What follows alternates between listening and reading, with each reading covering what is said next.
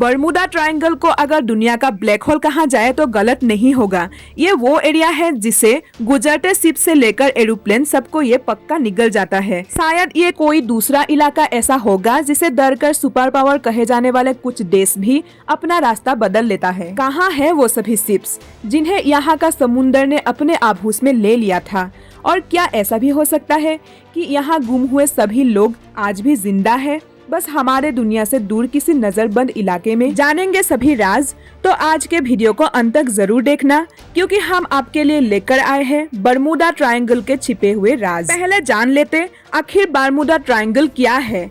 America की Miami, Puerto रिको और Bermuda island को जब 3 इमेजिनरी लाइनों से जुड़ा जाता है तो मौत का ये ट्रायंगल बनता है। इसी ट्रायंगल के एरिया को बर्मुडा ट्रायंगल कहा जाता है। ट्रायंगल्स को हमेशा से ही शक के निगाहों से देखा जाता है और इनके साथ रहस्यमय चीजों का होना किसी न किसी तरह से जुड़ जाता है। इजिप्ट के पिरामिड भी इसका एक मिसाल है। वही बर्मुडा ट्रायंगल वो जगह है जिसे खारिज नहीं किया जा सकता, क्योंकि इसके पीछे न सिर्फ कुछ लोगों का पर दुनिया के बड़े बड़े देशों का विश्वास शामिल है। 9 जुलाई 1945 को जब दुनिया का सबसे ताकतवर देश अमेरिका की यूएस नेवी का एक कमांडर थॉमस अपने 10 लोगों के क्रू के साथ जब इस इलाके के तरफ उड़ रहा था तो उसके साथ जो हुआ वो सुनकर आने वाले पुश्तों की रूह कांप गए। थॉमस एक नाइट ट्रेनिंग प्रोग्राम के तहत ये फ्लाइट लेकर चला था, लेकिन उड़ान के 4 घंटे बाद ही अचानक प्लेन का संपर्क कंट्रोल स्टेशन से टूट गया। ना ही कोई SOS सिग्नल इससे पहले कंट्रोल स्टेशन में आया था,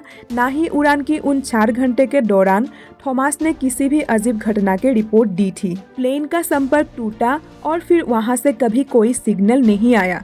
अमेरिका सरकार द्वारा थॉमस और उनके टीम को ढूंढने के लिए अगले 10 दिनों तक एक रेस्क्यू ऑपरेशन चलाया गया था, लेकिन खोज कर गए लोगों को एक सुई भी नहीं मिली। मामला अभी समझा ही जा रहा था कि फिर से 5 महीने बाद टारपीडो बॉम्बर्स के क्रू को एक अलग ट्रेनिंग मिशन के लिए बर्मुडा के तरफ भेजा गया। सब कुछ सही होने पर यह छोटा सा मिशन पूरा करने के बाद सभी फ्लाइट को 2-3 घंटे में वापस आ जाना चाहिए था। बर्मुडा में घुसते ही सभी प्लेन में बैठे लोगों को एक साथ घबराहट की महसूस होने लगा। कमांडर को दाल में कुछ काला लगा। उसने फौरन क्रू को मिशन छोड़ के वापस फ्लोरिडा जाने का आदेश दिया, पर शायद तब तक बहुत देर हो चुका था।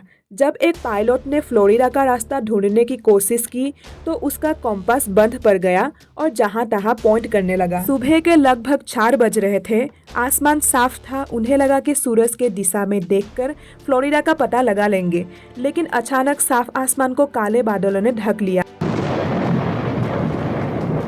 क्रू ने आस नहीं छोड़ा और वो लगातार फ्लोरिडा स्टेशन को भी ये सभी बातें बता रहे थे।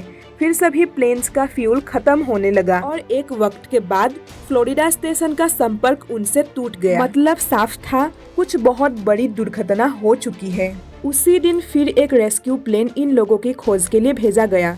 ये प्लेन ना सिर्फ हवा में उड़ सकता था, पर पानी में लैंड करना और तैरने की क्षमता भी रखता था। पर बर्मुडा ट्रायंगल जैसे अपने अगले शिकार की ही तलाश में था और 1.5 घंटे के बाद ये प्लेन वहाँ पहुँचा तो जरूर, लेकिन कभी लौट ना सका। इतने बड़े घटने के बाद अगले 5 दिन तक अलग अलग रास्तों से इस इलाके में 100 से ज्यादा मिशन इन लोगों की खोज में भेजा गया, पर ना कभी प्लेन्स मिले और ना ही कभी क्रू मेंबर्स के लाशें। कहते हैं बर्मुडा ट्रायंगल की मिस्ट्री इतने पुराने हैं कि जब क्रिस्टोफर कोलंबस ने अमेरिका की खोज की थी तो उसे भी इस रास्ते में अजीब सी चीज दिखी थी। कोलंबस के मुताबिक उसने यहाँ पर एक आग के गोले को समुद्र के अंदर प्रवेश करते हुए देखा था, पर ना तो तब एरोप्लेन्स थे और ना ही कोई मेटियोर्स हो सकता था। 15वीं शताब्दी में ऐसा क्या था जिसे कोलंबस ने आसमान से गिरते हुए देखा था? कुछ लोगों का मानना है कि उस वक्त अगर कोई चीज हवा में यूं उड़ सकते थे, वो टेक्नोलॉजी जरूर इस दुनिया से बाहर की रही होगी, या शायद एलियंस भी।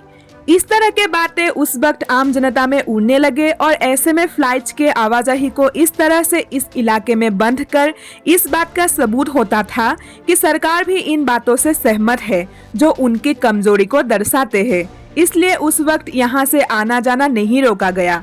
1947 में एक 1948 में 2 और 2020 आते आते ऐसे 30 से ज्यादा इंसिडेंट यहाँ पर हो चुके हैं। ये सभी घटना आसमान में उड़ते प्लेन्स तक सीमित नहीं थी। पानी में चलते बड़े बड़े शिप्स में भी इसी तरह साफ मौसम में कंपास खराब हो जाया करते। कभी कभी तो इतनी तेजी से मौसम बदलता कि बड़ी बड़ी लहरों के सामने ये शिप्स बह जाते। अगर खराब मौसम के कारण हम इन शिप्स का डूबना एक्सप्लेन भी करते तो आप उन घटनाओं को कैसे समझाएंगे जहां बरमूडा ट्रायंगल के अंदर घुसते ही बिल्कुल अच्छे मौसम में शिप्स को ऐसे लगने लगते हैं कि 1000 टन वजन की इन शिप को कोई जानबूझकर नीचे खींचकर डुबा रहा है। ना ही शिप में कोई होल होता, ना ही किसी और के तकनीकी समस्या। बस ये शिप ये महसूस करते जैसे पाताल से उन्हें अपने ओर कोई खींच रहा है। शिप से कूद जाने वाले लोग भी यहाँ पर ठहर कर नहीं आ पाते थे और यही अदृश्य शक्ति महसूस करते थे। यहाँ पर डूबी ज्यादातर शिप्स उन प्लेन्स की तरह कभी नहीं मिली। यहाँ से बाहर आई तो सिर्फ कहानियाँ, वो कहानियाँ जिन्हें दिल की तसल्ली के लिए हम सिर्फ कहानी कहकर छोड़ देते हैं। ऐसा नहीं है कि बरमूडा ट्रायंगल के बुद्धि को सुलझाने की कोशिश नहीं की गई। इस पर कई अलग अलग थ्योरीज आते रहते हैं, जैसे कंपास की काम ना करने के वजह से बरमूडा ट्रायंगल के आसपास के इलाके को मैग्नेट से समझाया गया। मौसम के बदलने को लेकर भी नासा ने ये तर्क दिया कि इस इलाके में हेक्सागोनल क्लाउड्स के मौजूदगी इसका एक एक्सप्लेनेशन हो सकती है। हेक्सागोनल क्लाउड्स को सबसे पहले नासा ने धरती पर नहीं बल्कि सैटर्न पर देखा था और ये क्लाउड्स एक हेक्सागन के शेप में होता है जिनके अंदर हवा बहुत तेजी से सेंटर के तरफ घूमती है, जो किसी भी एयरप्लेन को डिस्टर्ब कर सकते हैं। सच क्या है ये तो एक ना एक दिन सामने आ ही जाएंगे, पर तब तक अब बरमूडा ट्रायंगल के बारे में क्या सोचते हैं हमें कमेंट में जरूर बताइए।